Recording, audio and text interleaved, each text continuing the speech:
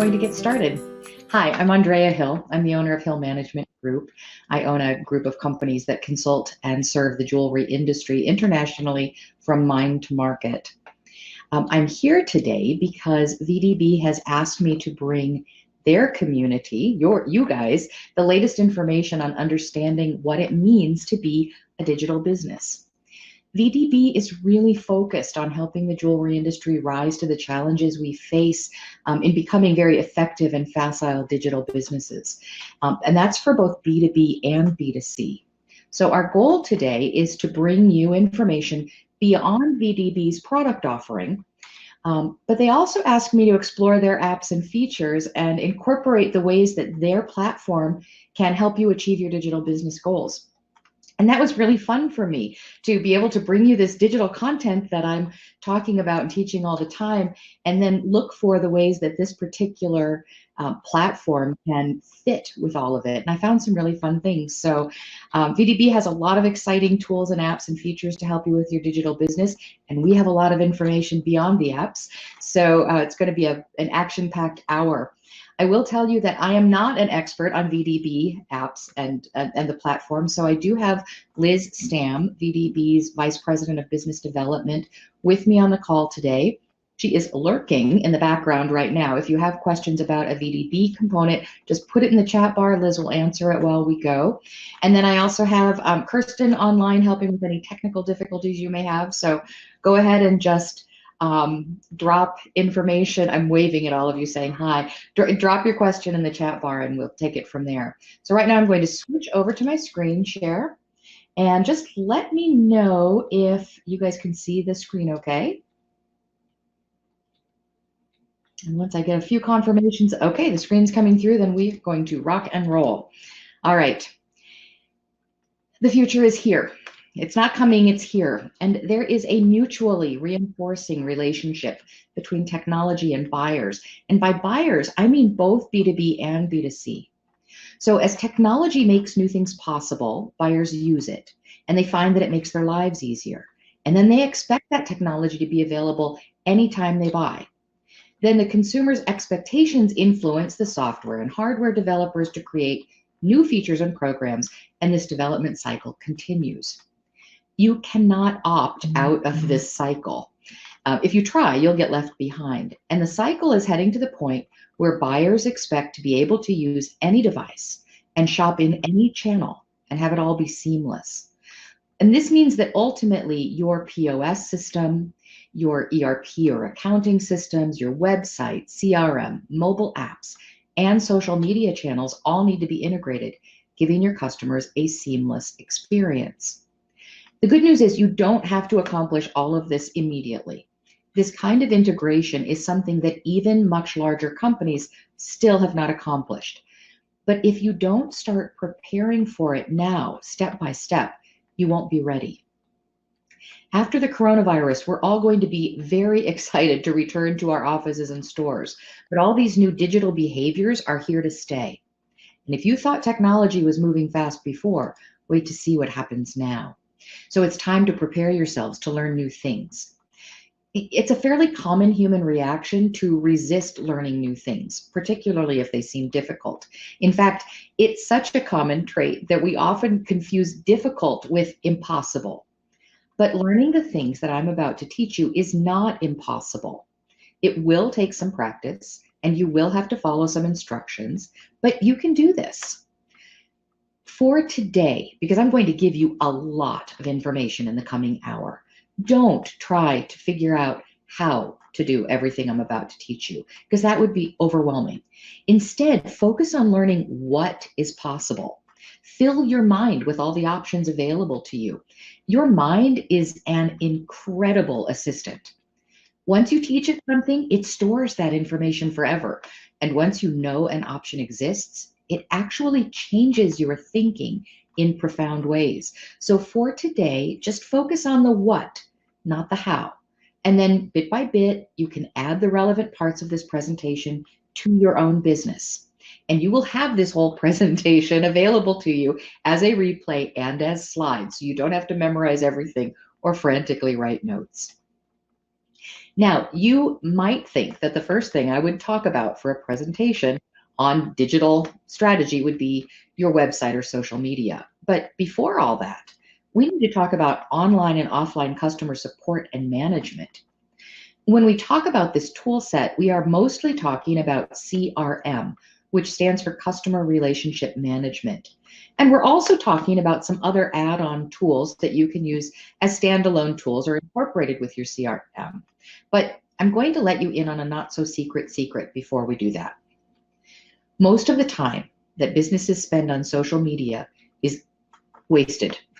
Most business websites don't deliver anywhere close to what they should deliver. Why? Because social media and websites are poorly understood and not set up to succeed.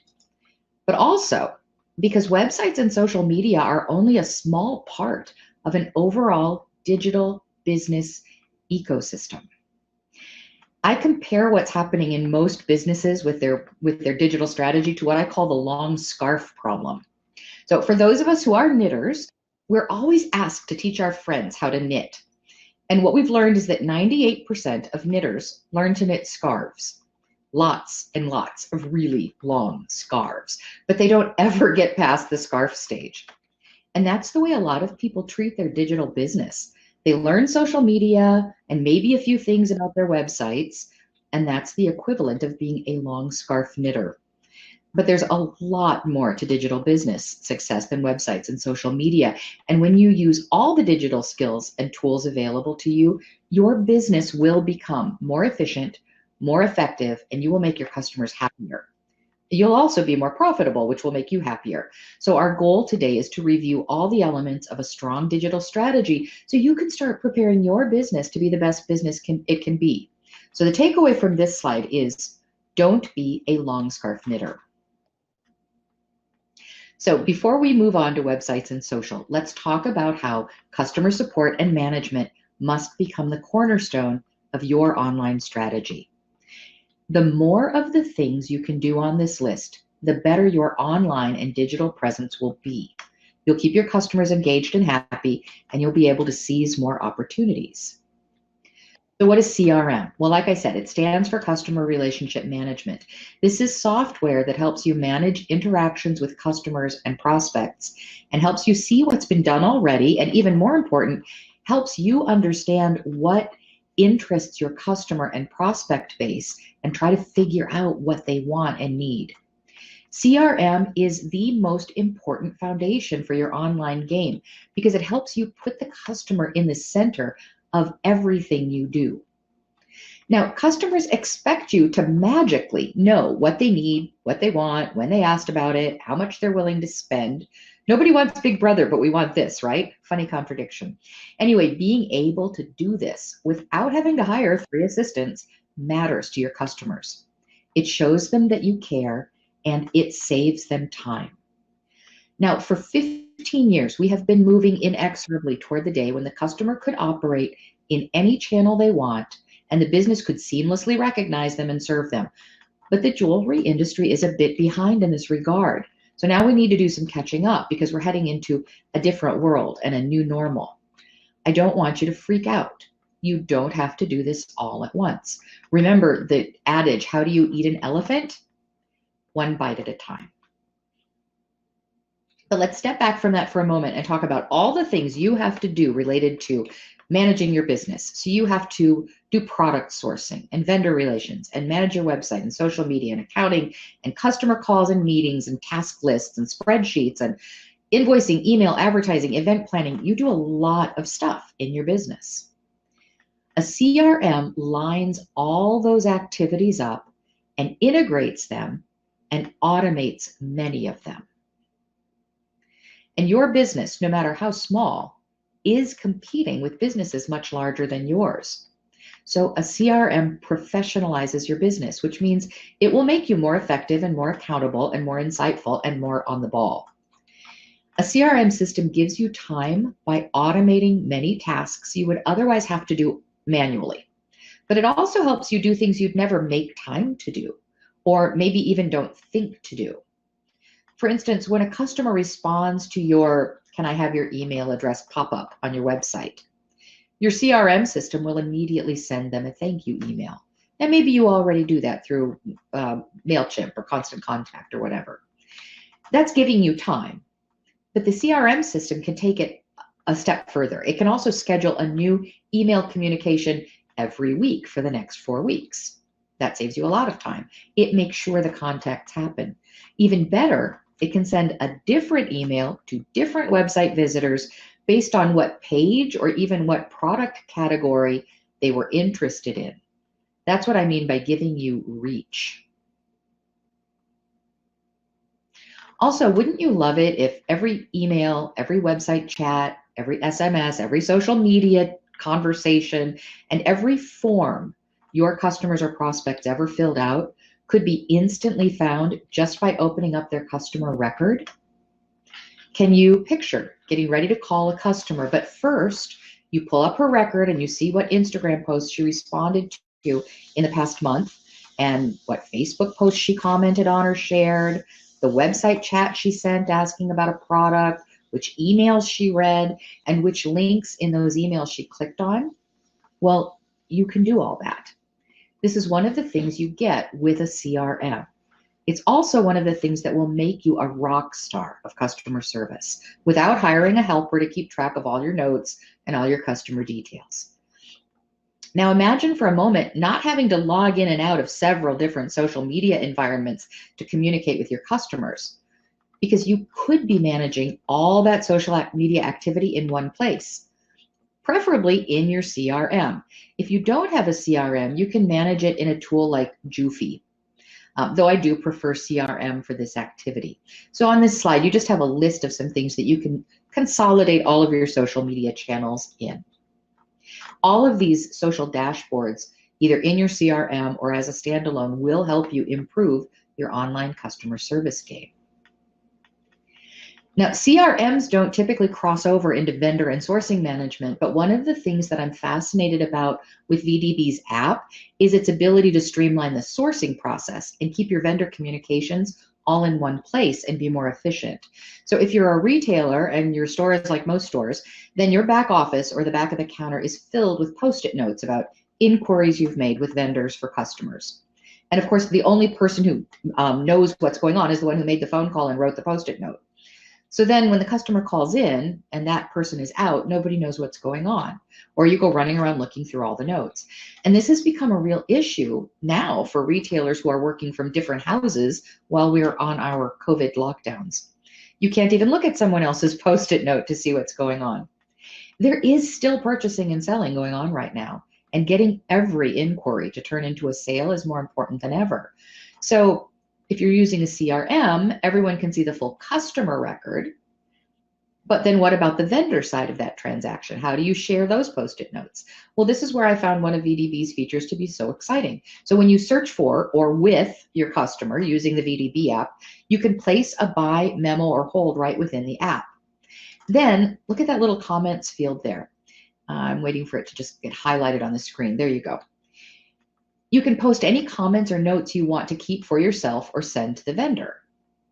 And then from there, the app creates a notification or a reminder for you. That's what you see on the left. And then the request is marked as pending. So no more wondering what you've got in process. And then as you can see in this example, the requester has a question about a stone. And all of that turns into a chat in the app. So now you've taken your sourcing and you've turned it into this digital interactive activity. And your vendor communications are fully visible for each memo, hold, or buy. And you can see what you've got outstanding just by opening up the app. So you're streamlining processes and sharing information digitally across your team. All of this without running into a back office to scan all the Post-it notes. Now, about 40% of consumers report that they want to be empowered to find the information they need so they can do more on their own without waiting for a return phone call or without placing a phone call or without sending an email. You want to provide self-service tools to expand the amount of work you can accomplish by yourself or with a small team. Now, that doesn't mean that you need to replace the human touch. If a customer wants to pick up the phone and call you, you need to answer it, preferably not with a machine. But customer self-service will provide you with another channel of customer support that pleases some customers very much and takes some of the pressure off you, so you can have time to talk to those customers who do want to be on the phone. Any good CRM system will be able to provide all or most of the services that I just talked about. Your website can also provide some. And then when you build links between your website and your CRM, you start getting to some very full-featured solutions. And I see a question pop in. What do I mean by a self-service tool? The ability to look up orders is pretty basic. Look at wish lists. That's also fairly basic. But maybe a customer sent in a question and they want to see if, what's going on with the answer. Has anybody read my question yet? Who's working on my question? Those are the kinds of things that customers also like to know. They also want to know answers about products and processes and services, and they'd like to be able to find that stuff very easily. So all of those things would be categorized as customer self-service. There are a few, and the other thing is Google anything I tell you about today, and you're going to find lots of great references on it. There are a few other tools we need to talk about in relation to customer support and management, but let's stop real quick and take a look at 4 CRM systems that I think you could consider. There are lots of CRMs. There are dozens and dozens of CRMs, but these are 4 that I work with regularly, that I know can do the jobs I've just described, and that are very affordable for smaller businesses. So you've got 2 different types here. At the top row, you've got Zoho and Contactually.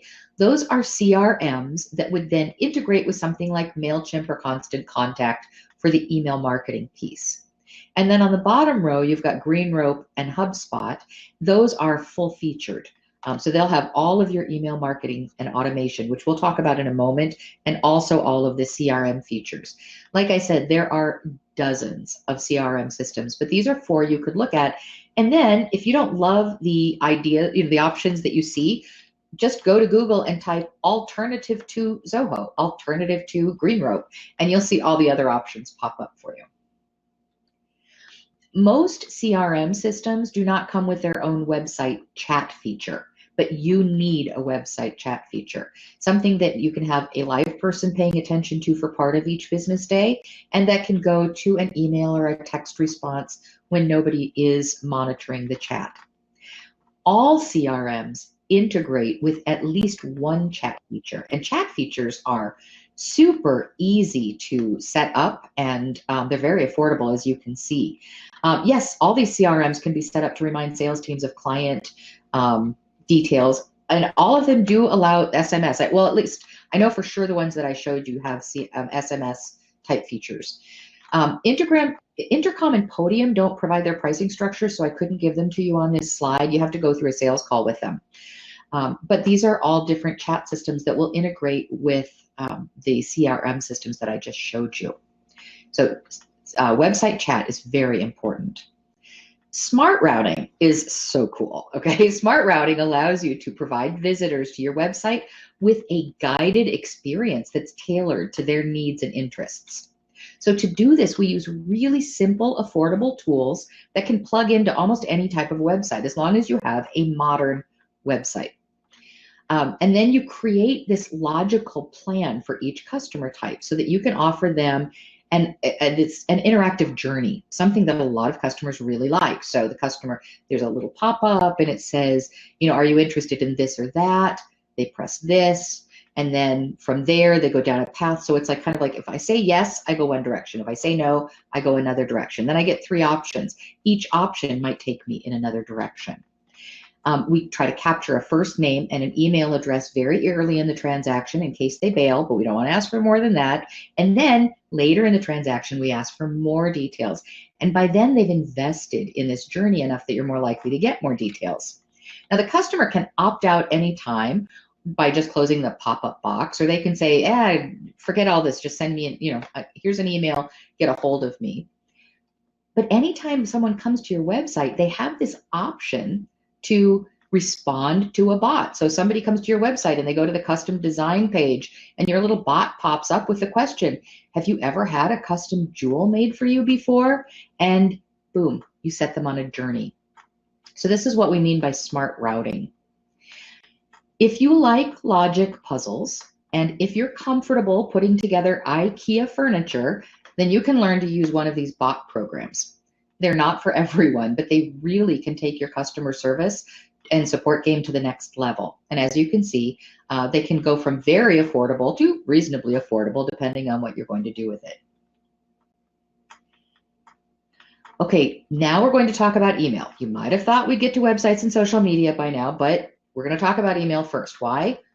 Because even if you hate email, raise your hand if you hate email. We know none of us want a bunch of email in our inbox, but still, email marketing has the highest ROI of all digital marketing.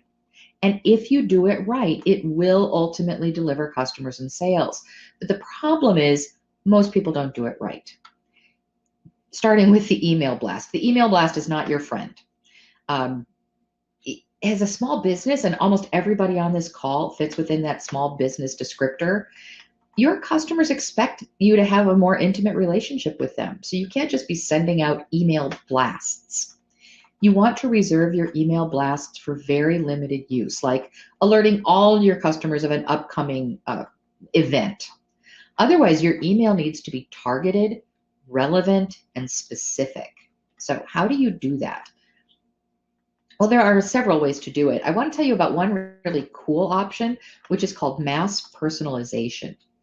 And it's a product called Mailshake. There really isn't anything out there like it. And as you see, there's a little video showing you that a line is being added to personalize the email. And then with a quick click of an arrow to the right, the next email loads up, and then you have this opportunity to add another personalization.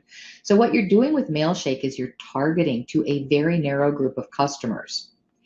And it works with your regular email accounts. So if you use Outlook or Gmail, it's going to work with those. So you import a list or put in a group of email addresses, and you write the email that you want to send, and you get it all formatted and set up. And then you just click through each one of them to give one meaningful bit of personalization. Now, because it comes from your normal email and it's personalized, your customers won't know that you've actually done a group email. It's a powerfully personal way to do email while saving you a lot of time. That's a favorite tool of mine these days. List management is a really important part of your email strategy. Your customers are not all the same, so you shouldn't be managing them as if they are all the same. So if your email list is just one giant honking list with no segmentation, then you can't speak to your customers as the individuals that they are. So the graphic here is just one example of how you might slice and dice or segment a list. The point of list management is that your lists need to start with a plan, and then you have to manage and maintain your lists. Now, I could spend an entire hour just talking with you about list management and list strategy, but for this session, I just want you to think about one thing. Ask yourself the question, first of all, ask your strategy question. Who am I?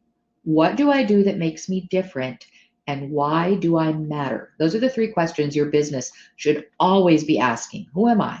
What do I do that makes me different? And why do I matter? And then based on those answers, play around with what categories of lists make sense to you. So consider the types of product that you feature on your website, or the different types of customers that you work with, or the types of services you offer. There's no correct list segmentation, but every company needs to figure out its own segmentation if you want to market more intelligently. Then you can send specific emails to specific groups of people with content that they are going to be much more interested in. And you don't have to email the entire list every time. You can email segments of your list with different messages. And that's how you start making email pay off for you. From there, you can start moving into this concept of drip campaigns or marketing automation. So drip campaigns are automated sets of emails that go out based on specific timelines or in response to specific things customers do. So they enable you to stay in touch with groups of people, like when a user signs up for an account or a user visits your website and clicks on a certain button. So you can then bring that information into your CRM and trigger an email, and then follow up with a series of emails that make sense to that person or that are likely to make sense to them. You can also incorporate some of your social media communications in this activity. So with drip campaigns and marketing automation, you do all your work up front. So you think about a series of emails that you'd like to send to a specific group of customers. So it could be your custom design, it could be your bridal, it could be a fashion group, it could be a very specific group within fashion. Maybe you've got a core fashion group that tends to spend more money, and then you've got what's the word I'm looking for? I've lost it. Just a group that's not prepared to spend the kind of money that they ultimately will, an aspirational group. Maybe you've got an aspirational fashion group. You're going to speak to those groups differently. So then you think about, okay, what series of emails would I like to send to somebody who expresses interest in our custom, our bridal, our high-end fashion, our middle fashion? What are you trying to accomplish with that series of emails? Do you want the customer to make an appointment? Do you want them to come into the store? And how would each series differ from the other series? How does a series of conversations with a custom customer differ from a bridal customer? How is their timing different? You think through those things and you write those series of emails up front. And then you turn on this thing so that the system knows, okay, when a customer pushes this button, I'm going to send in a welcome email instantly. And then in plus 2 days, I'm going to send a follow-up email. And then, and here's the email, it's already written. And then in plus 8 days, I'm going to automatically send a follow-up email. Now you've got little emails leaving your system and going out and touching your customers every single day. And it's automated, which is brilliant. A lot of people start thinking at this point, I can't write, I don't want to write, I hate writing. This is the part everybody hates. So this will make it simple for you. You do not have to be a great writer to write email. You do have to spell correctly, and you do have to use correct grammar, but there are tools for that. So one tool that I really like is called Copy Dino, and it's $97 a year. And you can put your copy into Copy Dino, and it will help you correct your grammar and spelling errors right there, and it will also give you a sense of how the SEO performance will be of that email. If grammar and spelling aren't your worry, but you just don't feel like you ever have enough ideas for sending out all these emails, here's another tool. So this tool is called the Wheel of Copy, and I've given you a link right there on this slide, and it's an infographic that helps you think about what to write next. So it's an idea generator, and it's a very fun idea generator. There's a question on the screen, who can help create the drip campaign automation if we know exactly what we want to do? Ani, I'm going to come back to you on that because I'm about to answer it, but I realize I'm not sure exactly what you mean. So I will come back to you on that particular question later, or remind me. Okay, so you've got this tool to make sure your spelling and grammar are correct. You've got the Copy Dino to help you get ideas. How often should you be emailing? Well, think about it this way. If you send out one email per month and it's a blast, that means you've communicated with your customers 12 times that year. 12 times. 12 times, that's just not enough. You need to set ships a sail every day. So I love this analogy. It's not mine. I learned it from some great sales speaker at one point whose name I cannot remember. And they said the Spanish kings and queens set ships a sail regularly, knowing that most of them would not come back. They knew that. But the few ships that did return, returned with enough gold and spices and riches that it paid for all the ships they had set to sail. They realized if they didn't set a ship a sail, they could never get treasure back. This is a great analogy for you, especially because you're not killing a bunch of sailors. You're just killing some emails, and that's okay because you only had to write it once and you duplicated it from there. So start setting those ships a sail every single week. As long as you're emailing different segments of your list each time, then no one customer is going to feel overwhelmed by that. Now let's talk about online meetings. Suddenly, everybody's comfortable with online meetings. I've been running a company that's virtual for the last 12 years, and I would always invite my customers since 2007, hey, would you like to do this conversation in a phone call or in a video call? And 9 times out of 10, it was a phone call. And now suddenly everybody is using video meetings. And that's fantastic because you can reach more customers this way. So use online meetings for your sales outreach. Integrate an online option to launch an always-on meeting when somebody video chats you. So web chats you, sorry. So you're monitoring your web chat, and your chat bubble pops up, and and says, "Can I help you with something?" And the customer says, "Yeah, I have a question," and they're just typing to you right now. And then you say, "Hey, you want to talk with me face to face?" And you give them a link right there in the chat, and they click the link, and boom, you're face to face. You just got them in your store. I don't care where they are. So here are some options for your online meetings. Zoom starts free. You can use Microsoft Teams. You can use GoToMeeting. Vectera is the system that I use in my company. I use all 4 of those, but my company subscribes to Vectera, and they are free for everyone, all features until June. And they said they might extend it. So if you want to try Vectera, there's a link for you to try their free version. The other thing you might want to do as a retailer, or honestly as a supplier as well, is have 2 cameras on your meeting system. So you have one camera that's on your face and another camera that's pointed at your desktop or your bench or your counter, so you can show jewelry that way. It's a fantastic way to communicate with a customer about product in real time, in real life. Okay, believe it or not, now we are finally going to talk about your website. Every social media guru and website development company is telling the basics of how to do a website right now and what to do on social media. And that's great. It's important information. But if you don't have all of the other foundational pieces in place, it can be like selling somebody the bathroom fixtures when the rest of the house isn't built yet. So today we're going to focus a bit less on website and social media behaviors and tactics. And instead, we're going to focus more on the larger issues. Now, I can't tell you how many businesses that we've created websites for, and then 3 or 4 months later, they say, "You didn't build us a good enough website. Nobody's coming to it." But building a website is not sufficient to create traffic to a website. Those are 2 very different things. And this idea of if you build it, they will come, that only worked for Kevin Costner in that movie Field of Dreams.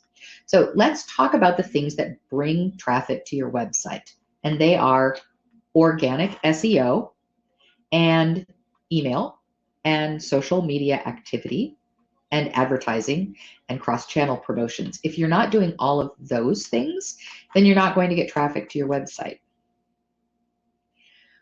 And if you're focusing all your attention on social media and not tying everything back to your website, or if you're focusing your attention on marketplaces like Amazon or eBay or Walmart 3P, and you're not tying all that back to your website, or if you're focusing your attention on live events and not tying live events back to your website, then you are going to have to spend a fortune and be in a lot of places at once in order to build a lasting customer following. So your website is the foundation of your online and offline presence. Now, there are literally dozens of things that we could talk about in terms of what makes a good website. That's a webinar all by itself, but for today's discussion, let's just talk about the big building blocks. So your website needs to be e-commerce enabled. It's a must, even though before COVID and even after, the majority of fine jewelry sales are going to happen in a store or in a live person transaction. You still have to be able to deliver digitally. Your website needs to be rich content capable and very easy to change and update. If you're doing wholesale, you need to be B2B commerce capable, taking credit cards, and if you offer terms to your clients, then you need to be able to take purchase orders. And that means having a private backend with the ability to do tiered pricing for different customers. So when a customer logs in, they see the price that's associated with their account or with their level of account. So these are the big things that your website must be able to do. And here's where VDB has another really cool tool. So you can integrate the app very easily with your Shopify or Magento website, or you can use their API to integrate with different types of websites beyond Shopify and Magento. And this is a great opportunity to talk about the difference between integrations and feeds and iframes, because VDB offers all three, and that's unusual, and there are some real big differences. So Shopify and Magento plugins and the API integration, and API just means opening up one cloud-based computer system to another cloud-based computer system so they can share data. That's all that means. Those things will let you connect VDB to your different websites as long as you're using up-to-date technology and put their diamond and lab-grown feeds right into your website. And then those feeds will completely match your brand identity, and you instantly and dramatically expand your product offering. And you can pick and choose which suppliers to include. In fact, when I was trying to understand the VDB offering better, I talked to some VDB customers, and I have this quick video from one of the customers that talks about the power of that. So I just want to play that for you real quick. Can you guys see the video popped up on my screen now? Just looking in the chat box, make sure it's appeared for you. Okay, good. Then I will push play. My name is Roman. My last name is Maliev. I am the managing director, I guess you can say, at Forever Diamonds in New York. So how do you guys use VDB? We're a full design studio, and we custom create every ring with precision and a lot of care and attention to detail that most people don't really want to pay for these days, with everything being made in China and mass production and things like that. So we try to find a small niche of clients who are looking for high quality handcrafted products, and we utilize VDB to create. So we're using not only VDB for sourcing, but we're also using it on a B2C platform, right? So being able to give clients the ability to view the inventory that we, quote unquote, have gives the company a much bigger presence, right? When people view your inventory and you have 100,000 diamonds that supposedly are yours, it does definitely gives you a little bit more of a little higher pedestal to sit on, I guess, or stand on. So I thought that was fun because that really brought home this idea of how you use that VDB platform to expand your presence. I saw that some of you had a hard time hearing the video. There was an unmute button in the top left of your screen. You will get that video in the replay, so you'll be able to hear what he said at that point. Okay, so VDB can also provide you with an iframe if you want to use an iframe in your websites, and they can customize it for you. It's called white labeling, so it looks like a really natural part of your website. So what's the difference between a plugin to your Shopify or Magento store or an API feed or an iframe? Well, it has to do with the SEO side of things. So plugins to a Shopify or a Magento site and API integrations are typically what we call server-side integrations. And that means that your website benefits from this dynamic search engine crawlable content on your site. So you get SEO benefit from those. Now, all iframes could be the ones you're using from Rolex or Gabriel or the one you get from VDB. Those are like windows. An iframe lets your customer see the inventory in your feed, but it's like a window looking at the vendors or the supplier's site. So your website doesn't get the SEO benefit from an iframe. Now, all of these options are great ways to increase the inventory presence on your site. And VDB is really unique in this way because many vendors can give you an iframe. An iframe's easier to provide, but I can count on one hand the suppliers and platforms capable of offering this slick integration like plugins to Shopify and Magento or the API feeds. So this is a fantastic tool for your digital presence. Your website also needs to be flexible. And by that, I mean capable of evolving and taking advantage of new technologies as they emerge. You should never have to build a from scratch website again. Instead, you should be able to have a website today and then keep evolving it over the years so that it constantly looks fresh and new and state of the art. We built websites in Joomla and Drupal and Magento and WordPress back in 2007 and 2008 that have evolved through several technology evolutions over the past 12 to 13 years. And today they look like they were just built. And that should be your goal. A website that can benefit from constant evolutionary change. It's like a stylish woman who has a budget and respects her budget. So she doesn't throw out her whole wardrobe every season. Instead, she eliminates some pieces and she adds some new pieces over time, and she always looks in style without breaking the bank. That flexibility is a big part of managing your cost of ownership for the long run, because a website doesn't just cost you to build the first time.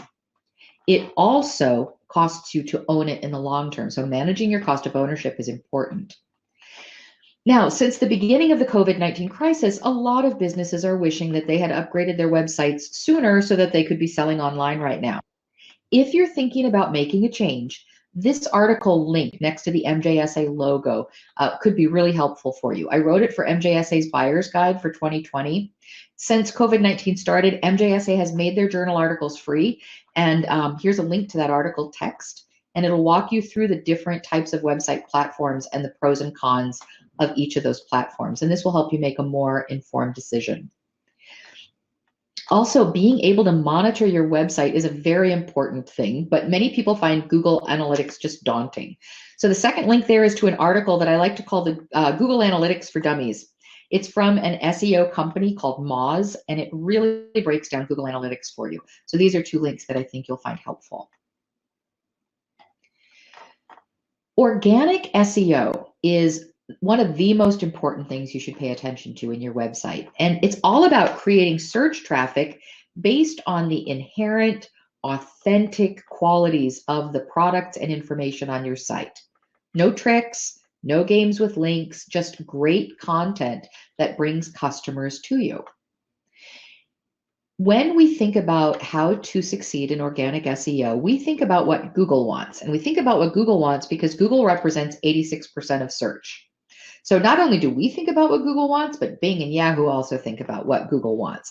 And what Google wants, among many things apparently, is to be the search engine of choice for their customers. So anything that gives searchers a great experience makes Google happy. So if your site makes Google happy, they will send more customers to you. Now, SEO is another thing that we could talk about for just hours, but for the moment, I want to give you that list of what your site needs to do and have in order to win at Google Analytics. I'm sorry, Google Search. Okay, now let's talk about mobile apps for a minute. Your business needs appability. And one of the most important reasons to build a mobile app for your business is customer loyalty. So mobile apps allow a business to directly communicate with your customers. Then they can do in-app purchases and ads and promotions, and these all have a huge impact on the customer and their willingness to keep coming back to your business again and again. Now, only 6 years ago, if you wanted to provide a mobile experience for your customers, you had to have a separate app. Today, a responsive website will get you really close if you build the right website in the right way. And a responsive website is now the minimum standard necessary to compete. So your website has to reformat itself to work on any size of device automatically. If it's not responsive, forget about SEO because Google will not give you the time of day. In fact, Google's search algorithm only crawls mobile sites at this point. It doesn't crawl your desktop site. And that's been true since like maybe 18 months now. And your website should have a lot of engagement. It should be a real experience. And this is something that apps still do better than websites. Now, websites can do lots of engaging interactive things that apps can do, but most businesses aren't investing enough energy in creating them. What you can do is have a great website that is also responsive and a branded app. And now that's really knocking it out of the park for your customers. So VDB offers their app as a custom app for your business, something that most small businesses could never afford to invest in on their own. So now that app that you like to search and put wish lists and build collections and do diamond matches and share with, friends, look at this, look at that. That app that you enjoy, it can actually be branded in your business identity, and your customers can download your app from the App Store and engage in that VDB app and communicate with your store directly. The bottom line is that your customers are committed to using their smartphones for everything. So if you want your business to benefit from that, you have to have appability. Now, for nearly all, we talk a lot about social media. In fact, we talk too much about social media in this industry because we're missing the point on some of the other important things that our businesses need to do online. And for nearly all jewelry sellers, with very rare exceptions, social media is just not a sales channel. It's a prospecting channel. So you need to use your social media to attract customers to your website, and then use your website and your apps and your engagement to convert those customers, to get them to give you email addresses so that you can use that highest ROI digital marketing channel to communicate with them, and to get them to come into your store or to make an appointment or meet with you on video, or use your web chat and go on a little robot journey. That's what social media should do. It should be constantly pulling people back to your site. For links back to your website, make sure that a certain percentage of your posts, probably 25 to 30%, should be things that you're posting from your website. So when somebody clicks the link, it actually takes them back to the website page for more of the content that you were posting about. That's a little difficult to do on Instagram because Instagram only allows you to have one link up in your bio. But you can use a tool like Shorby.com, and you can build a little link directory page for your Instagram bio. And from there, you can bring people to different pages on your website for different posts. The way a lot of Instagrammers use this tool is they say, okay, this week, I'm going to focus on these 5 or 6 products or this product category. So they go to their little Shorby page and they prepare a page of Instagram links so that anyone who clicks on an Instagram link for that week after looking at one of their Instagram posts will find the things they're posting about. So it takes a little bit of content planning, but Shorby is a great tool. In social media, make sure you are using the conversation capabilities of it. It's called social for a reason. And a lot of business owners want to delegate all social media activity to their staff, and you're missing an opportunity to both learn what your customers are talking about and what they care about, and also to engage with them directly. So engage in those conversations. That's what keeps people coming back, not picture after picture of jewelry or gemstones. Also, switch it up. You need to share posts that are just text, that are images of product, that are images of things other than product, and also video. And there's a very important technical and strategic reason for switching it up. Different people respond to different types of social media posts. Some people only respond to video. Some people only respond to pictures. Some people only respond to pictures of a certain type. Some people respond best to text. Guess what? The social media channels know who those people are. And eventually, they only send pictures to the picture people. So if you're posting only pictures all the time, the text people and the video people may not be seeing your posts at all. If you post different types of content regularly, then you have much more of a chance of reaching all of your different types of customers. And finally, on social media, do get personal. Now, I'm not saying argue about politics and talk about religion. I'm definitely not saying that. I'm saying be a person. Have conversations. Talk about what inspires you. Talk about what's challenging you. Talk about what you're working on. People don't just connect with a logo or a shopping cart. They connect with the people behind it. And social media is a profoundly effective way to do that if you will take the time to use it right. And then you want to, but it's a top of the funnel activity. It's a place where we want to capture a lot of attention and then try to pull them closer to the business using some of our other tools. It's a prospecting tool. Other things for online prospecting is that you can target your social media to lists. Now, for those of you who are B2B sellers, this is the most effective way to advertise on social media, because if you do broad-based social media advertising, you're limited to what you can target. You can target a region, you can target certain types of business interests, but you're going to end up targeting a lot of people that are not your business target. But you can upload your email list into these social channels and then say, advertise to my list. And even if those people aren't your followers on social media, If they have an email address in that social media channel, your advertising will go to them.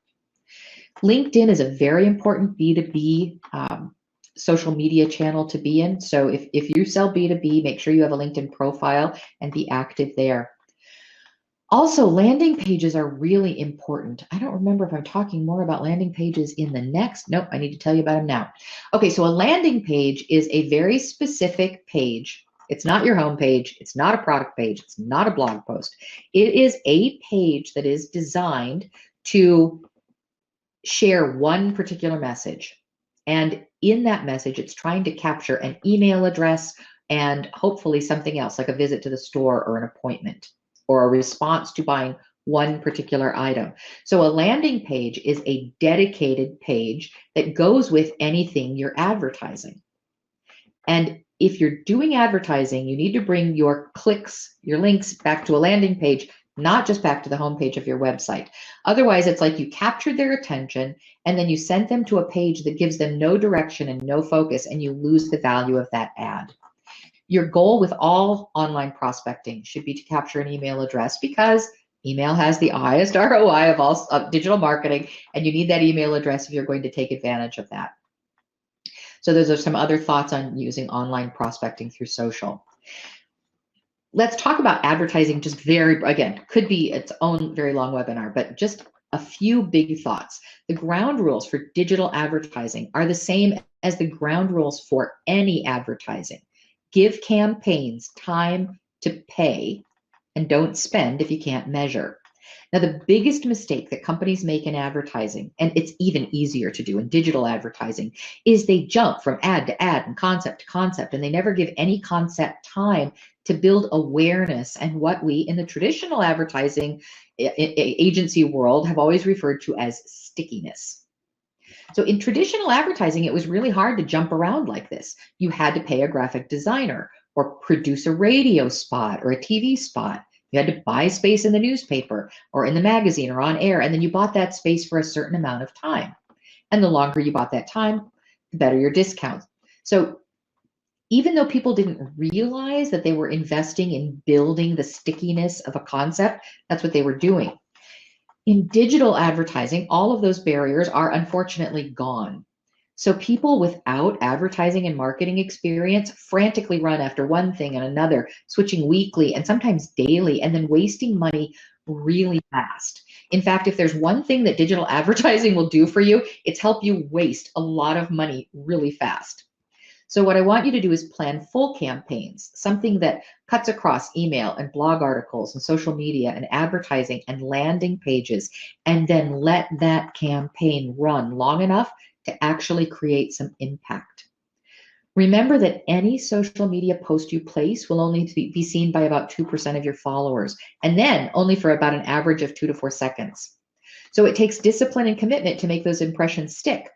Then once you have your campaigns designed, you want to measure, and that will help you understand what's working and what's not, and what information you need to tweak your campaign. Now, that is a cool thing about digital advertising. You can tweak a campaign. You can't tweak a billboard. It goes up, it sits there for 3 months.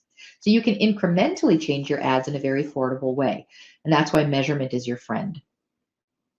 A lot of people ask me about banner advertising. In B2B, banners can be really useful because you can usually buy banners on very specific trade sites like trade magazines that everyone reads.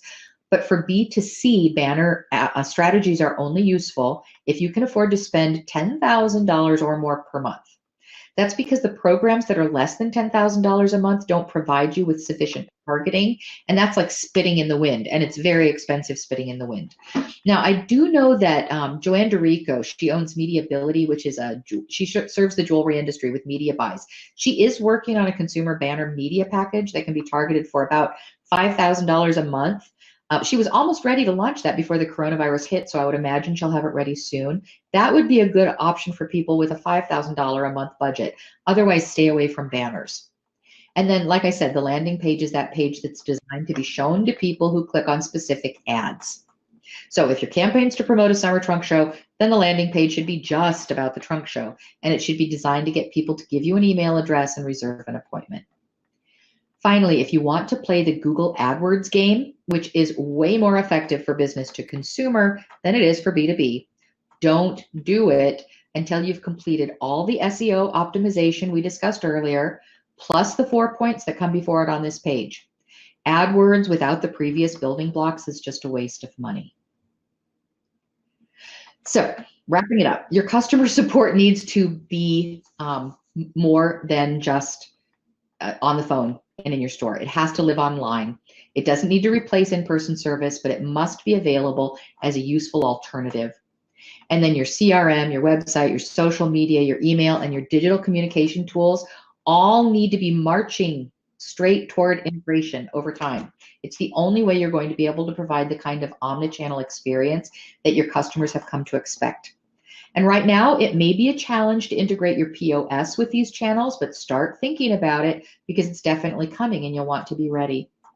Your communications need to be posting back to your customer record, and your customers should be able to communicate with you and get a fast answer through any channel they happen to be using.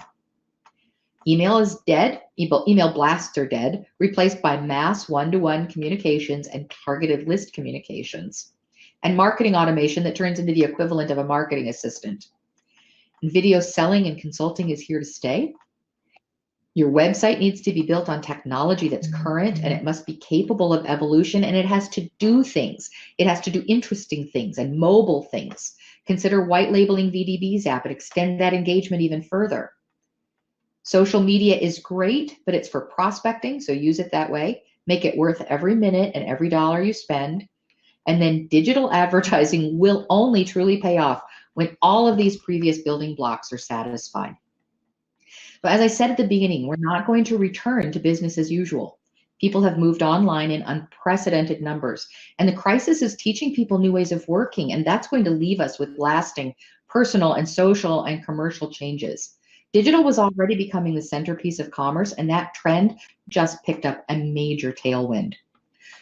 Don't worry about doing all the things I just said in this presentation at once. That's not even possible for large corporations that are flush with cash.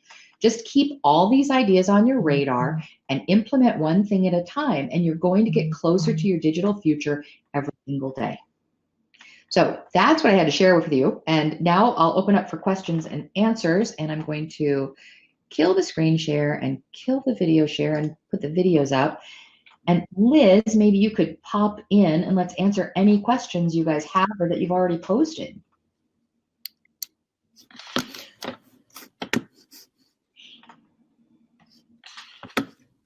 Yeah, there were a couple of questions earlier, Andrea, that I was not able to answer. Ani Kachian has a question. It was at 12:48:45. She said, if we don't have a monitored chat that leads to the prospect and are always meeting on, how can we put a call to action in the Instagram that will get directly connected? If we don't have, I thought I just found it too, monitor that leads to prospect.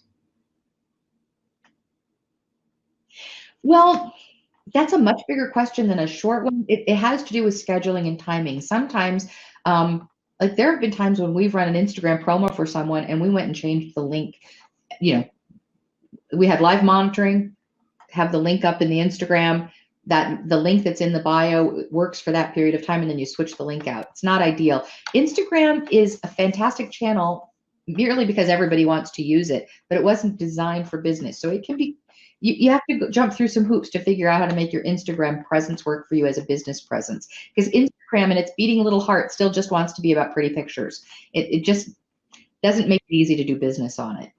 There you are, Liz. Hey, Lee Weiser McIntosh also had a question, but I didn't understand the context. It was something about time frame. Lee, do you want to jump on and expand on your question?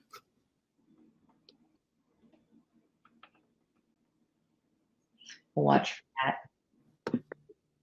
And Andrea, if we have time, maybe we could replay that video with Roman, because there were many, many people who weren't able to hear. Let's do that now. I'll replay that. Okay, so everybody, on your screen, you have to hover over the video, and then you'll see a button that pops up that says unmute.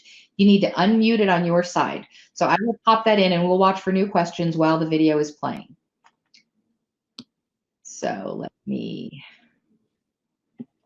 hit play. unmute My button. name is Roman. My last name is Maliev. I am the managing director, I guess you can. Hey, Liz, would you mind turning off your microphone? Because I think it's bouncing through both of our systems. Yeah. Yes, you can say, at Forever Diamonds in New York. So how do you guys use VDB? We're a full design studio, and we custom create every ring with precision and a lot of care and attention to detail that most people don't really want to pay for these days, with everything being made in China and mass production and things like that. So we try to do we try to find a small niche of clients who are looking for high quality handcrafted products, and we utilize VDB to create. So we're using not only VDB for sourcing, but we're also using it on a B2C platform, right? So being able to give clients the ability to view the inventory that we, quote unquote, have gives the company a much bigger presence, right? When people view your inventory and you have 100,000 diamonds that supposedly are yours, it does definitely give you a little bit more of a little higher pedestal to sit on, I guess, or stand on.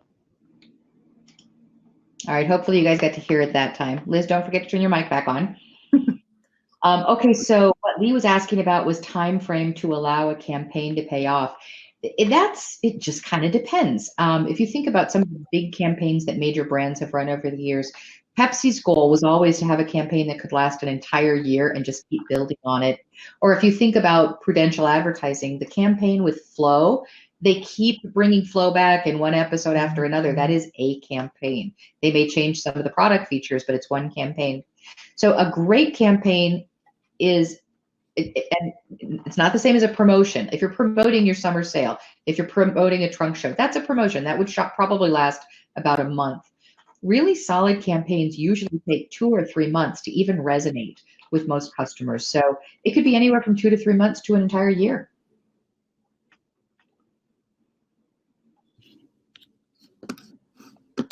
Oh, sorry, Jonathan. I don't know why that is. That should be resolving. I will find that for you while we're looking at other questions. I'll make sure that you have the right link when the slides go out for sure.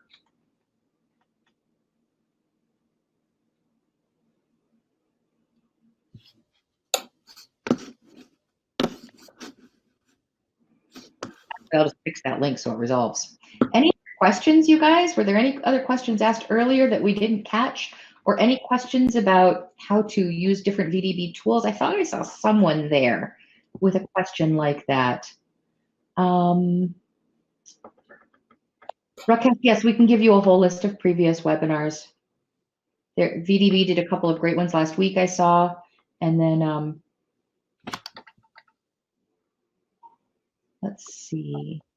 Oh, Gary Holston, Liz, is asking what's involved with getting VDB integrated with Shopify.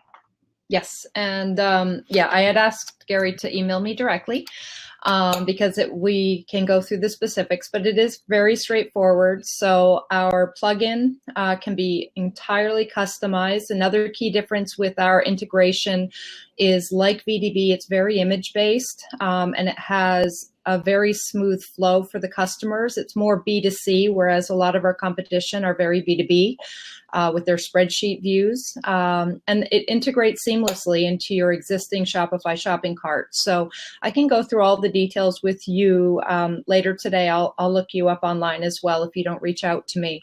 But it's a very simple process, and you can be live, up and running with inventory from VDB diamond suppliers within 10 days to 14 days in most cases. Oh, and then Amalia asked how to sell jewelry products via our digital platform. Amalia, or is it Amalia? Where did it go? You guys are chatting so much that I keep losing my chat. Maybe you could give us a little more context for that question, Amalia platform. Okay, let's see. Rafael Uziel, if we don't, there it goes. If we don't have a monitored chat on our website that leads to the prospect. Oh, that was a reminder of the question from Ani. Okay, thanks, Rafael. How much would it cost to build a basic jewelry website? That's a really big question because what one person calls basic, another person would not call basic. But I will tell you this, websites should not cost as much as they even cost you 5 years ago. It's much more affordable to build a great website. But after that, it kind of goes down to, do you want to do something in a Shopify type environment? Do you want a WordPress? Do you want a Joomla? What do you want it to do? Do you want some VDB feeds in there? Do you want your own product in the VDB feed? So it's worth definitely having a conversation and just quickly scoping out what your needs are. Yeah, and just jumping on to Jenny Newth asked, how do we create a custom app specifically for their company? The best thing to do, Jenny, is if you are not already a member of VDB, do download our app, because once you see the interface, that's what everything on a customization is based on. And obviously we can build in more marketing features, et cetera, for you. But download the app when you get a chance, and I'll follow up with you. Now, it looks like Tony Cruz is saying, what's the best way to begin getting traction for our online shopping feature of our website? Where do we start after the site is up and ready for business? First of all, make sure every single product and every single image are optimized for SEO using interesting descriptions. People don't go to Google and say ring. They say, ring with a square blue sapphire. They don't use jewelry terms either. They use consumer terms. So all of your products have to be written up so that the titles and the descriptions include the kinds of words consumers would use if they were looking for that thing. That is the most important and powerful thing you can do. The second most important thing you can do is use the plugins for the website environment that you're using to make Google smart searches. So if you go to Google and search, you'll see that some searches just come up like a blob of words. They don't really have any language to them. It's just their link and a blob of words. And then some searches have a perfectly composed title and a little description and even some price information. That's a Google structured search. That's important to do for your website. So when people are searching for things, their eye goes to that structured search. And then finally, start sharing some of those products to your various social media channels as links to bring them back to the website, and then be talking about those products and get customers talking about them. Those are some things you can do. And Jenny, going back to your comment, so I'll follow up with you after the call, but basically when we launch a custom app for a client, it is up to the retailer or the manufacturer to promote it to their client so that they know that your app is available in the App Store. You have the option to either opt into Android and iOS. We also build web apps, et cetera. So you're going to want to market that very clearly and concisely to especially to your loyal clientele first, get them up and running, and then you can expand expand the marketing out from there. Lee Weiser, Macintosh is saying she's looking forward to Friday's webinar with Lawrence Roth. That is going to be a great webinar. He's so delightful. The VDB webinars, are they on the VDB app site, Liz? They are not yet. Holly just jumped on that note, the question on that. So we are building all of our webinar library out there. So we can, if anyone is interested, email Holly at vdbapp.com and she can send you past recordings. Perfect. Or me. Gene Schnock is saying, any thoughts about PR NewsWeb news releases to increase reach and SEO and getting people back to a landing page? The PR web news releases don't actually contribute very significantly to your SEO because they don't live in your domain. So they can be a way to get some exposure to audiences you wouldn't otherwise reach, but I don't think that they're going to, and you could deliver them back to a landing page if that's the link that you're using. So that would be one way to use that PR. It's interesting. PR has changed so much in the last 20 years. Some things are still really relevant. Editors need good content that's well written, that actually is newsworthy to their audiences. They don't want to just, be treated as a free advertising channel. So that aspect of PR is the same. But the way we reach editors these days is almost entirely by email with digital attachments of photographs, and a lot of editors do their trolling for content where? on social media. So you have to be using your social media channels intelligently and also engaging with those editors. A lot of them have blogs, or engaging with other bloggers that those editors are following. So it's a lot more interwoven these days. It used to be if you had a great editor list and some good friendships, you could get press. Today, that part has changed. Rob Davidson, it was Holly at, you could do info@vdbapp.com, liz@vdbapp.com, or holly@vdbapp.com, and we can send you the past links. And I do have a piece of schmutz on my camera lens. It's not schmutz, it's I travel a lot and it dropped at the airport and it created a pixelation. So sorry about that, guys. Guillermo's saying, for self-editing with a small team, which website builder would you suggest? 2 people. It kind of depends on what you want to do. That's why I recommend that article, for which I will fix the link so that it does resolve. Anywhere for a small team and say less than 1,000 products, anywhere between that Shopify and Joomla. So that would be Shopify on the builder side, WordPress, or Joomla on the CMS side. Any of those 3 tools would be a great tool for a small team with some comfort with technology. You don't have to be programmers at all to work with. But beyond that, it's probably a bigger answer. But those are all very easy self-managed tools. Did you see Jenny's question, Liz, about having the app downloaded? Yes. Yeah, I'm going to follow up with Jenny after. So Amalia, I see your question again, how to sell jewelry products via our digital platform, but I'm just not sure what you mean by that. Like, which digital platform are you talking about? Are you just saying what's the best way for us to sell jewelry online?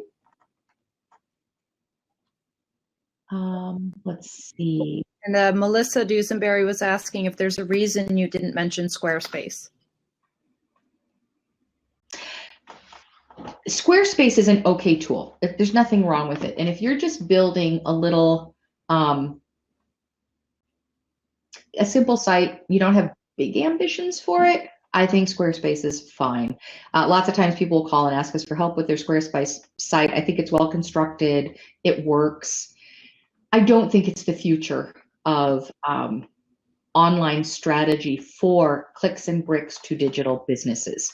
If you're just purely online, then Magento and Shopify are great options for just like a huge product offering, not strong CMS. If you want to really build relationships and do a lot of these other activities that we need to be doing online, I don't think Squarespace goes far enough. I don't hate it. I just don't love it as much as I love products that fall into that true CMS category. I think they do more for you long run. And Raul Jimenez is asking, which bot company do you recommend, Andrea? Okay, the 4 bots that I showed you on that slide, and we'll send the slides too, not just the replay. All of them are great. I like TARS a lot. If you're more technical, TARS is an amazing bot option. But all 4 of the ones on that slide really work well. Yeah, so just to reiterate, everybody who registered for this will be getting a cleaned up video, including with sound, for those who are still not able to hear Roman's and Andrea's interview. Lee, were you looking? I know you have my email address. Is it Liz's email address you want? I think she wanted Holly. Holly. I think.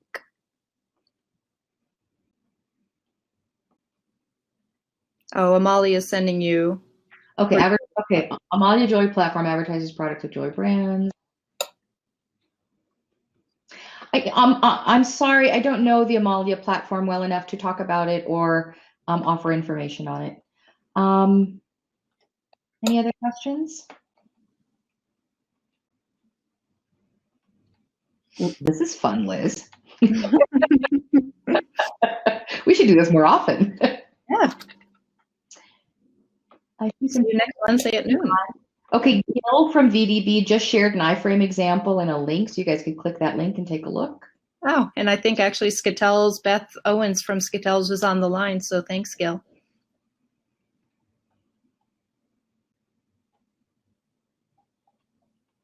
Oh, that's interesting, Kevin. So the mute button was hidden on your screen? Oh, yeah, he would have had to move your head, the talking head. You just go like this, and then you just like push it. Yeah, so Kevin, you'll be able to, when we resend the recording, Kevin, you'll be able to hear everything live. Maria, my company's called Hill Management Group. We have 3 brands called the Works brands. If you want to know about us, just go to works.world. That's WERX.world, and it will tell you all about our brands. For the email automation, which again is a good one for a small company, both MailChimp and Constant Contact will do a certain amount of automation. It's not part of their lower cost plans. It gets more expensive. In fact, with MailChimp and Constant Contact, once you move into their email automation, it costs about as much as getting into a full-blooded CRM marketing automation system. So what you could check out is either Green Rope. I love Green Rope. It's not as sexy as HubSpot and Salesforce.com, but it does all the things that Salesforce and HubSpot do at a fraction of the price. So Green Rope, just like it sounds, .com, or HubSpot is another good one to look at. Zoho integrates really well with MailChimp and Constant Contact, so that's an option.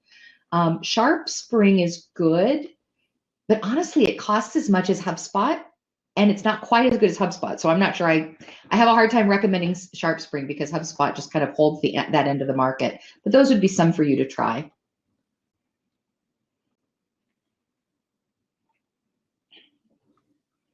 And Guillermo, for your question about what good integrations are, could you give a little more context?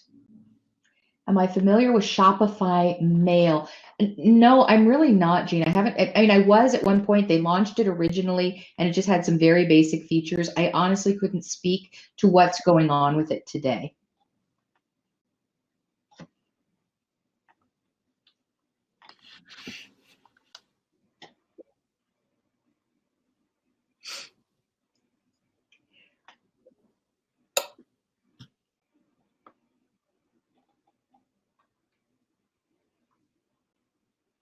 Okay, good. I'm glad I got the answer. Wix. Lee, I'm not a huge fan of Wix. I think it's too limited for what most jewelry businesses need to do. Again, it's nicely constructed. It's simple. It serves a very basic purpose.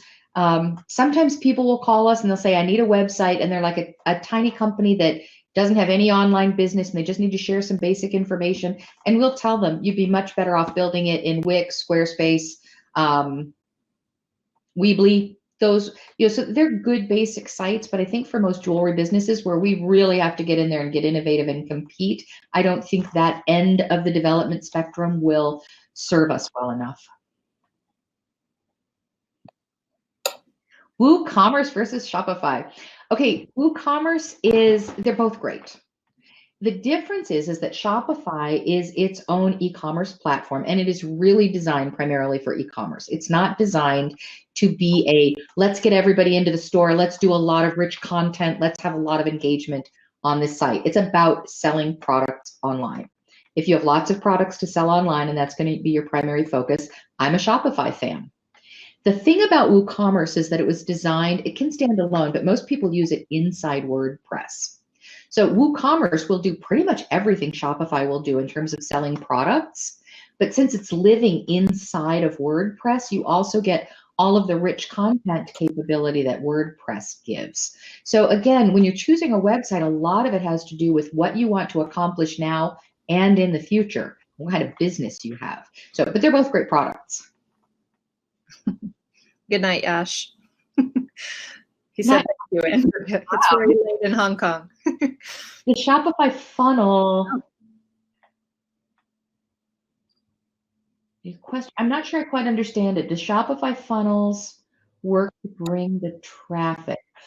No, Shopify does not actually, it's not a marketplace. It's like when you're in a marketplace, they will actually bring you traffic. You have to be smart enough to convert that traffic to your own business sites. You're not just stuck with what comes in the marketplace. Shopify doesn't work like a marketplace and bring you traffic. It is simply a platform. You have to go out and do the rest of it on your own. And Yash, if I didn't answer that, like if that wasn't exactly what you were asking for, just give me another shot at it. Oh, Shopify gurus. I don't know any gurus. I just know a lot of us that are out here trying to learn something new every day. And the technology changes fast enough that we have to be pretty dedicated to that. But yes, there are lots of people out in the industry that have different methods of bringing traffic. Yeah. Oh, and Gil had shared, there's a web link right there for Blau-Weiss Berkowitz for those interested in seeing what a custom web app looks like.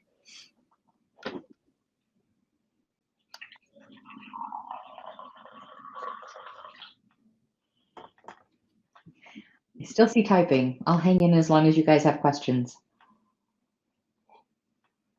Though it is tea time.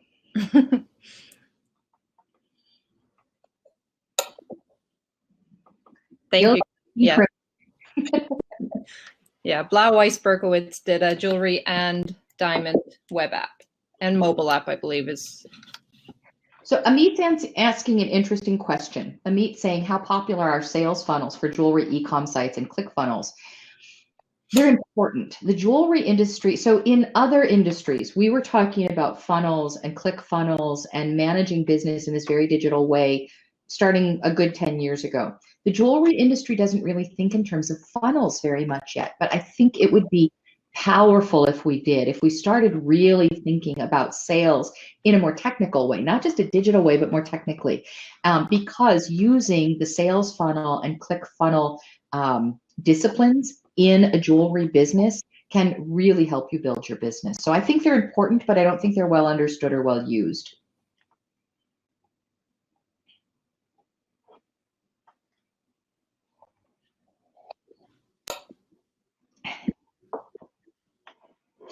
How do these funnels work? Okay, that's another whole webinar.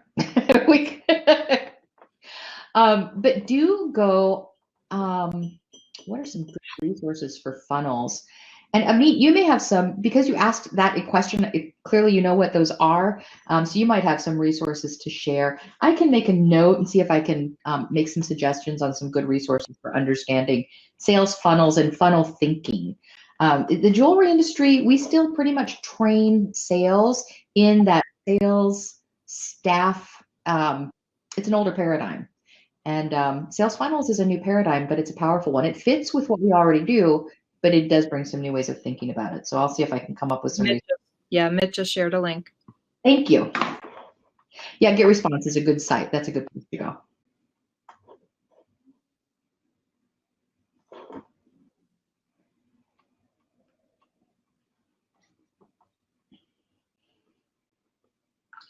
So Lee, we don't have a webinar on sales funnels, but do refer to the link that Amit sent. Yeah, I just meant that could be a webinar. Yeah.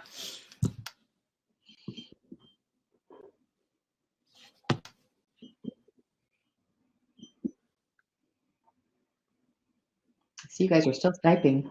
That's okay. Yeah, and there's some new people. New people are typing that we haven't heard from before, so. Cool.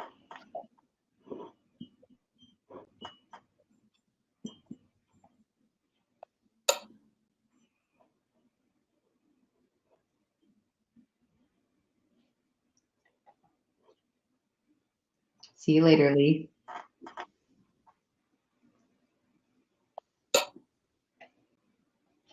Brick and mortar stores, so Amit's writing again, brick and mortar stores often struggle with developing websites that do a good job with bringing foot traffic and selling online effectively. Do I have examples of companies that do a great job of both? This is one of the areas where retail is still not consistently delivering, and not just in the jewelry industry. The retail world is struggling with this. So we have to look to some of our outside the jewelry industry examples to see how that's working. Apple does a great job of bringing people into Apple stores, and then they use the store as an experience and an extension of their online presence, and they're very knitted between the two. So when you're in an Apple store, I don't even use Apple products, but when I go to the Apple store with my granddaughter, I'm always fascinated by how well they knit the two experiences together. Yes, Marianne, Strategy Works is one of my brands. But I don't have great examples for you other than some of the experimental things that retail had just started doing in apparel and in the design space. We were seeing some great retail design experiences, the new little Tiffany experience that was happening in Soho.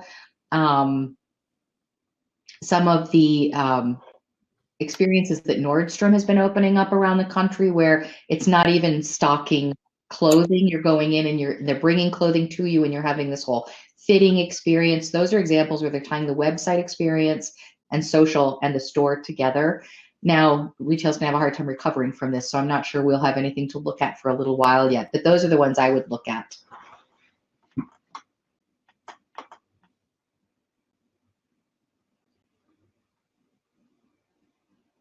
Bye, Rakesh.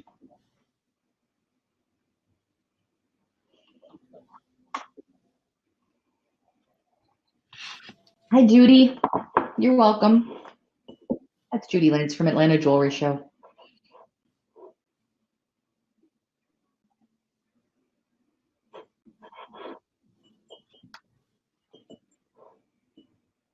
You're welcome, Melissa. It's been hard to keep up with this scroll. Did you think so, Liz? It's like, I know it. And my bad eyes, I'm trying to like squint and see the teeny tiny, because I have a little MacBook, so it's this itty bitty screen. So I feel like I'm just squinting the whole time. My mom is smacking me in the back of the head. And you also noticed that you're not wearing your glasses. Those are only for distance. So if I wore them, I wouldn't see anything. So. Okay. Yeah. Oh, Stuart. Hi. Bye. Glad you were here. Yeah. You're welcome, Tarun. All right. It looks like, you're welcome, Eric. It looks like the questions seem to be up. Liz has posted her email numerous times. I will post mine. Oh, we have one more question. SEO, SEM, social. Okay. So I would prioritize organic SEO over everything. If you haven't maximized your organic SEO presence, everything else that you work on, you're going to be wasting some of that money. After organic SEO, SEM and social actually can happen either in parallel, or you would choose to use one or the other of them somewhat differently depending on your business goals. So it's not a 1, 2, 3 prioritization. It's organic SEO first, then SEM, social, other options to SEO. I know there are a lot of people out there selling a lot of SEO services. They're questionably beneficial beyond the organic SEO delivery just because of how the search algorithms are going. So that's how I would prioritize them. So Brenda's using WordPress, and I'm not sure what Ecwid is. Ecwid, it's a e-commerce solution, but it's not as widespread as Magento, Shopify, or WooCommerce. I just learned something because I do not know Ecwid and Etsy, and you want to integrate better. Most of the jewelry retailers who were using Ecwid, it's incredibly reasonable, have now converted because it was a little limiting for them, so they have converted to Shopify or Magento or WooCommerce. So your leap from Etsy to your site is all on you. You have to do a good job of making sure that customers, like when you ship products, you're bringing them back to your website. Etsy does a really good job of building business for Etsy, but they don't necessarily do a good job of building business for the individual vendors within Etsy. So you have to manage that. Every tag, every box stuffer, everything you do should have your website on it, and you bring people back to the website. You should be using those emails to market, bring people back to the website. So that's the only integration you're going to get between Etsy and the rest of your environments. But as far as Ecwid and WordPress, because I don't know the Ecwid product, I don't know what the WordPress options are. If they have an open API and they don't have a direct WordPress plugin, then take a look if they have an integration to something called Zapier, Z-A-P-I-E-R. You can build many, many integrations between cloud-based products using Zapier and building these language-based links. So you just use Logic. Like I said before with the bots, if you like Logic puzzles and you can build IKEA furniture, you can use Zapier. It's just Logic.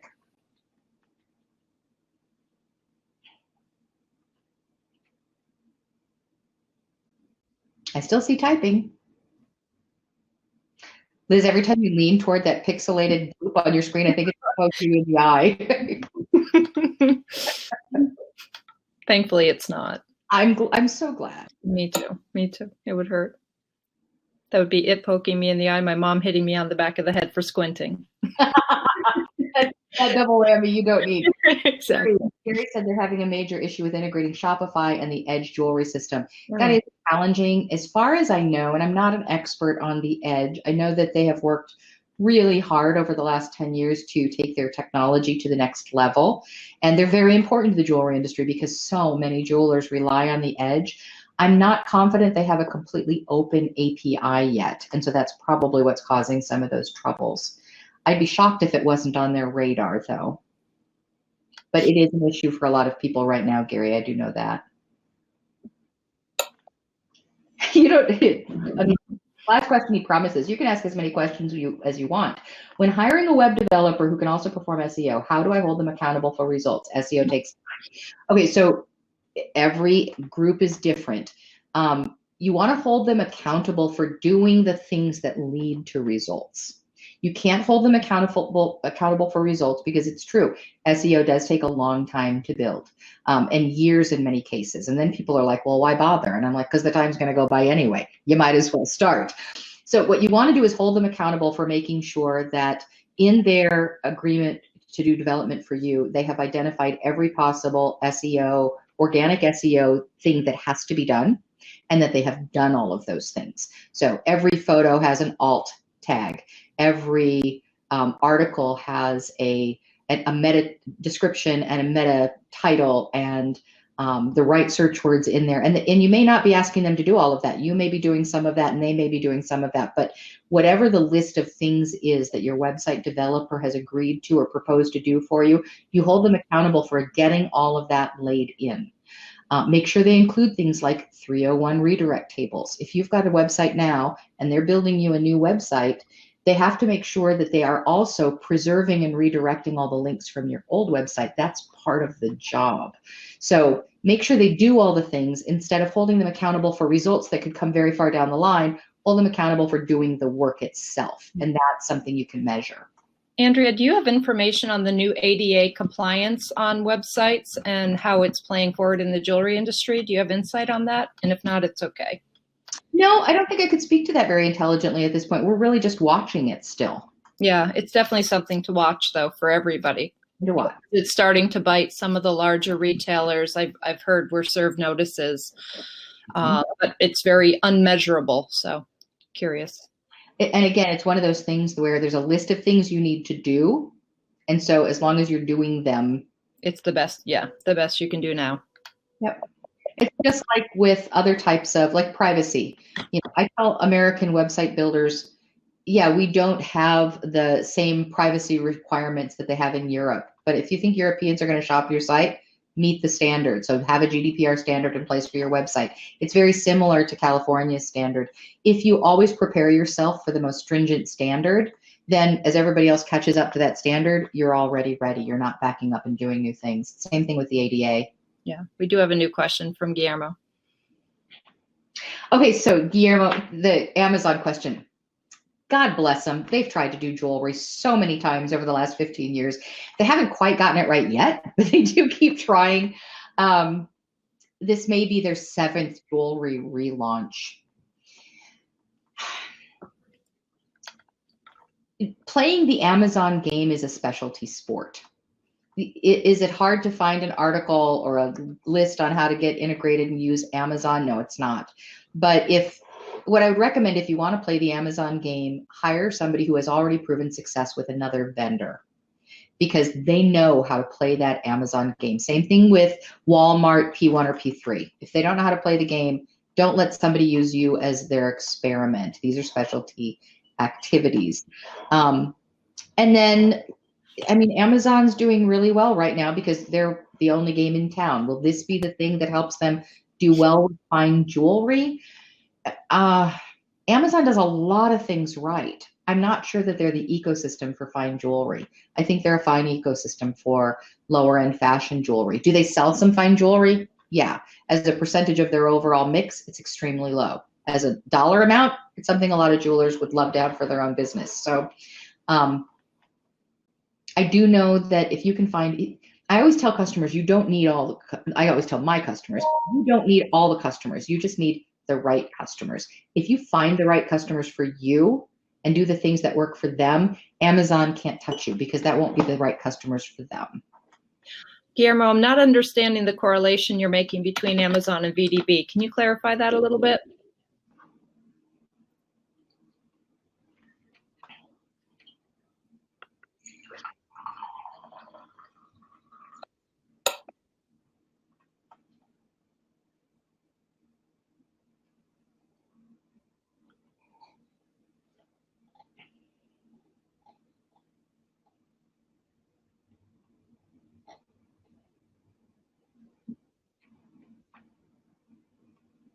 It does make, okay, if it's when you're asking Yash, does it help to pay the Amazon marketing guys who know how to bring the traffic on Amazon? Absolutely. The good ones that have customers that are selling actively on Amazon, they're worth the money. Otherwise, you will just spin your wheels and get frustrated and you won't get the sales. So pay an expert when it comes to marketing on Amazon.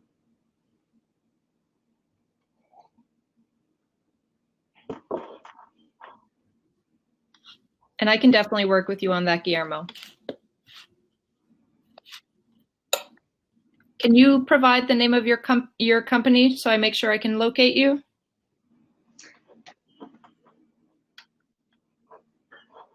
Ron, eBay's still a great marketplace. I mean, I've got a lot of clients who play all the marketplaces. They're on Amazon, they're on eBay, they're on Walmart, P1, P3. They play all the marketplace, and that can be a very strong marketplace play. eBay, each one of them have their own sort of flavor, their own customer base. So some of it is just a match between what product you have to sell and the audience that's using that marketplace.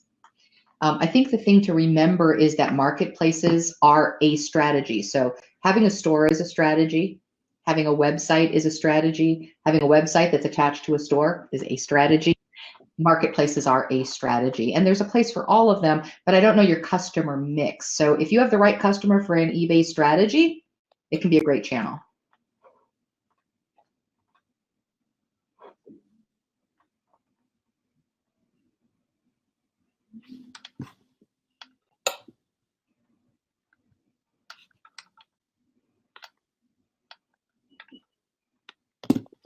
You're welcome, Tanya.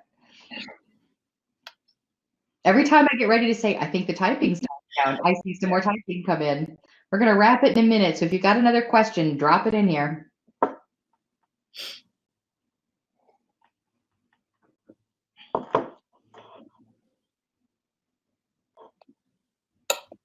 Oh, Edward, those are different Walmart marketplace strategies. You're welcome, Cindy.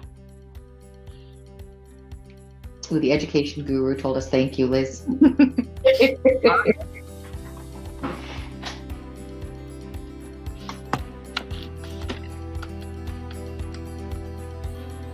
All right. Well, Liz, do you have any final thoughts you want to share before we shut her down?